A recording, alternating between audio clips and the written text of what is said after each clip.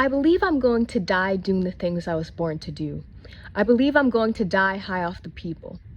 I believe I'm going to die a revolutionary in the international revolutionary proletarian struggle, was said by Black Panther Party leader Fred Hampton. He foreshadowed his untimely and barbaric death. My name is Kira Latson, and thank you for joining me as we uncover the assassination of Fred Hampton and discuss the cost of being a freedom fighter in America. On the early morning of December 4th, 1969, 21-year-old Fred Hampton rested next to his fiancée, Deborah Johnson, who was 9 months pregnant with their son in an apartment complex occupied by several members of the Black Panther Party. Black Panther Party member Mark Clark sat standing guard. In the wee hours of the morning, Hampton's apartment was showered with bullets by the Chicago Police Department. Deborah Johnson stated,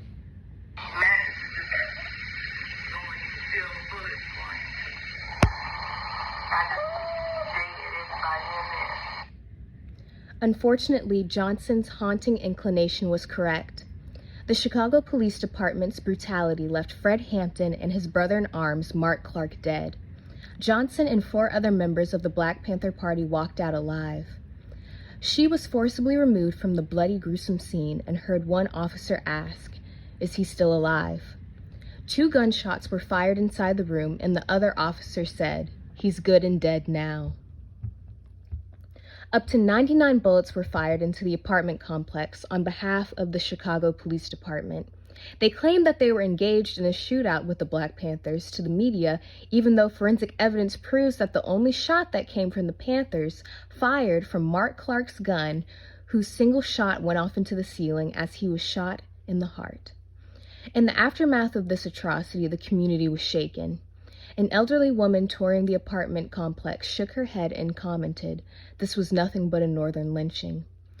A photograph of the tragedy shows 4 police officers taking Hampton's desecrated body from the apartment with smiles on their faces as though Hampton's lifeless body were game they had relentlessly hunted for so long. Though acts of violence like Hampton's assassination were not uncommon, Hampton's murder showed evidence of foul play.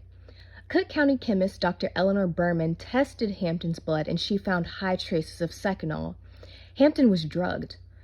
The barbiturate made it so that Hampton would be unable to react or respond to any coming attack. He was a sitting duck. This was no simple raid, but a premeditated act of violence. The vicious assassination of Fred Hampton was put into motion by forces much higher up in the chain of command than the Chicago Police Department based off of the sophistication and carrying out of this assassination. Before we get into the powerful forces that had a hand in killing Hampton, let's talk about his legacy. The young revolutionary from Chicago was a leader of the Illinois chapter and deputy chairman of the National Black Panther Party that provided resources and protection to under-resourced, underprivileged, discriminated, and overly produced Black communities during the 1960s and 70s.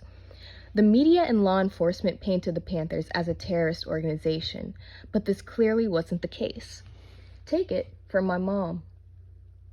I can tell you that the Black Panther Party did wonderful things in the African American community.